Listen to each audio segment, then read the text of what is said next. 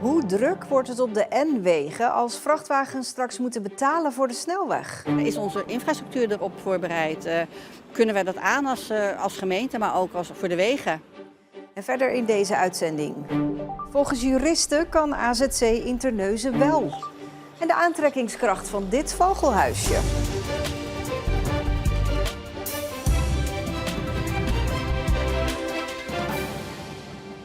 Goedenavond. De invoering per 1 juli van de vrachtwagenheffing kan Zeeland onbedoeld veranderen in een goedkope omrijroute voor vrachtwagens, vreest de VVD in Provinciale Staten en op Schouwen-Duiveland.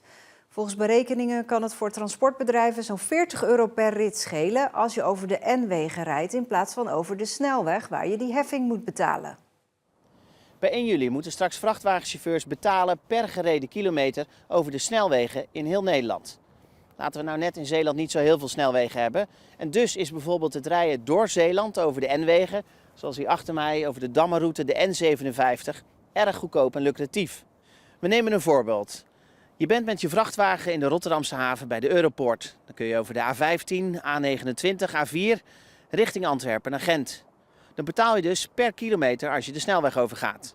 Doe je dat rechtstreeks door Zeeland, bijvoorbeeld over de N57 of de N59 via Goes-Zierikzee, dan betaal je dus geen kilometerheffing.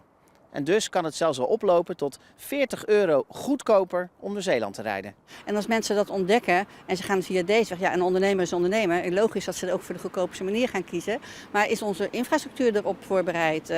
Kunnen wij dat aan als gemeente, maar ook voor de wegen?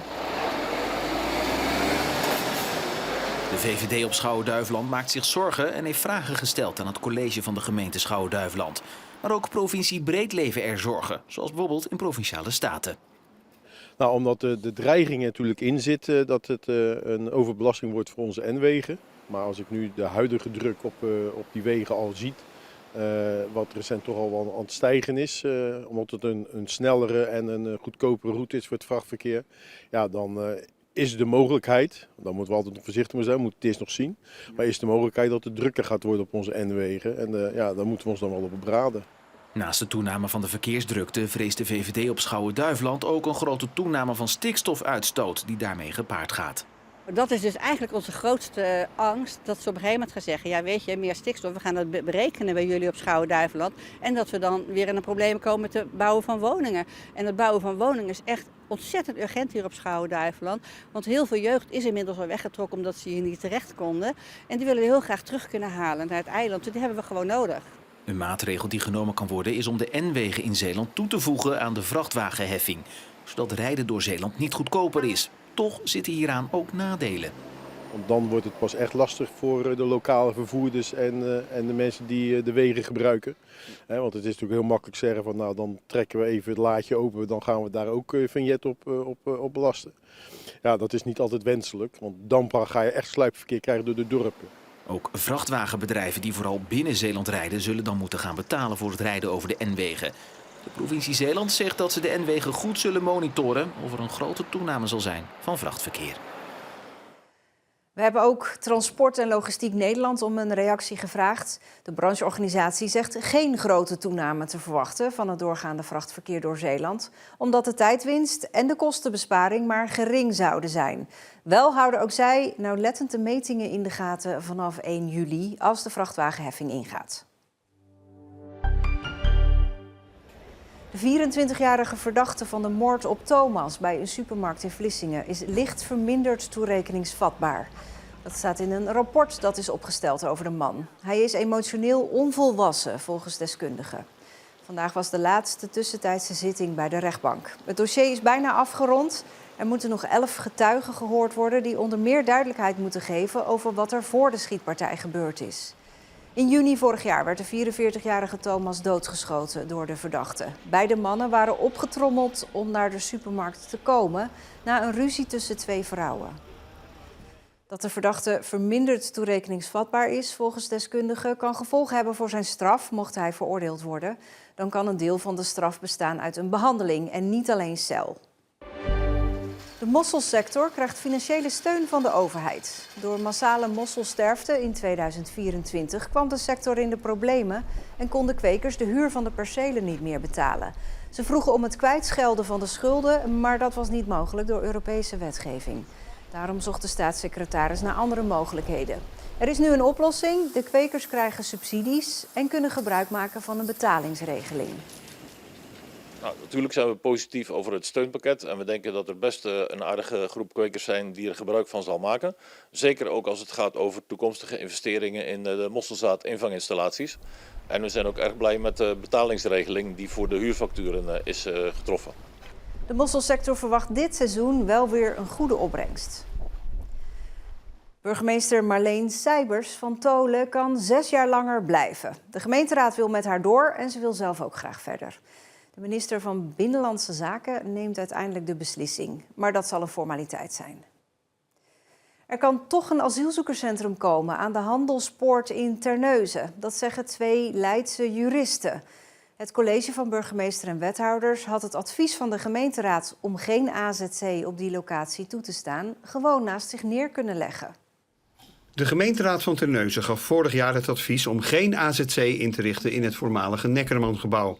16 raadsleden waren tegen het AZC, 13 voor.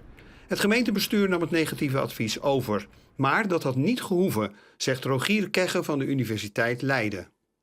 Uiteindelijk door de afwezigheid van een aantal raadsleden is er een negatief advies gekomen. Maar ja, je kan je afvragen of dat advies nou ook echt gaat over ruimtelijke kwesties. Want daar is best wel over gesteggeld toen in Terneuzen. Dus dat is gewoon een lastige kwestie daar. Het gemeentebestuur had dus zijn eigen afweging moeten maken op basis van de ruimtelijke aspecten van de vergunningsaanvraag. Dat lijkt niet te zijn gebeurd volgens Kegge. De PVV, de grootste tegenstander van een nieuw AZC, is het niet eens met de Leidse kritiek. Kijk, er wordt altijd verwezen naar die ruimtelijke argumenten, maar er zijn natuurlijk ook nog allerlei andere argumenten die meegewogen moeten worden. Denk aan bestuurlijke elementen, denk aan de maatschappelijke elementen. En ik denk dat daardoor door het college heel goed naar is gekeken en dat daarom het college gewoon het advies van de raad volgt. Het college van B&W had de politieke moed moeten hebben om toch een vergunning te verlenen voor een AZC, betoogt Rogier Kegge. Al beseft hij dat dat niet makkelijk was. Ik zie ook wel dat het een ingewikkelde positie is voor het college van B&W. Ik zou niet graag in hun schoenen staan. Ik denk dat het college van Terneuzen een hele wijze beslissing heeft genomen door het advies van de raad op te volgen en daarmee naar de burger te luisteren. En dat is wat we willen als gemeenschap. En niet zozeer de randjes opzoeken en daar kijken waar het wel en waar het niet kan. Als een gemeenteraad zegt wij zijn simpelweg tegen. Ja, we hebben het hier wel over ruimtelijke ordening. En de gemeenteraad moet zich ook gewoon aan de wet houden. Dus dan moeten ze ruimtelijke argumenten hebben waarom ze negatief adviseren over die ontwikkeling. Het Centraal Orgaan Opvang Asielzoekers wacht nog op een officiële reactie op de vergunningsaanvraag. Ik praat erover door met politiek verslaggever Marcel de Kranen. Ja, Marcel, wat vindt de gemeente hiervan? Nou, Terneuzen ziet dit soort publicaties natuurlijk ook. Maar officieel heeft de gemeente nog helemaal geen ja of nee gezegd tegen op die vergunningsaanvraag. Ze laten nu een juridisch adviseur er naar kijken en dan komen ze pas met een formeel antwoord. En dan kan dat dus ook nog zijn, die vergunning komt er alsnog? Ja, het kan ook nog een ja worden, ja. Oké, maar wat betekent dit nou juridisch? Nou, als je die juristen volgt, en je zag er 1, maar het zijn er 2... dan staat het COA best wel heel sterk. Hè? Het COA zal niet schromen om naar de rechter te stappen als er een negatief besluit komt, hebben ze al gezegd. En ja, dan staan ze best sterk. Ja. En legt dit nou ook politiek nog gewicht in de schaal? Nou, ik denk het niet. Er komen gemeenteraadsverkiezingen aan op 18 maart. En je weet het natuurlijk nooit, maar ik denk dat Terneuzen dit helemaal over de verkiezingen heen gaat tillen. Dat er dan pas een besluit komt. Dankjewel, Marcel. Het was een bewolkte dag vandaag, maar het bleef wel droog. Tot vanavond, want dan komen er buien over. Dit weekend stijgen de temperaturen naar een graad of 12. Het wordt wisselvallig. Vooral zondag is het regenachtig. Het beroemdste vogelhuisje van dit moment staat in Burgsluis. Bert en Lisette Huisman besloten een filmpje te maken van hun tuin, waarin hun vogelhuisje wel heel druk bezocht werd. Het filmpje werd op sociale media geplaatst en meer dan 500.000 keer bekeken. Ja, we posten eigenlijk elke dag op onze social media.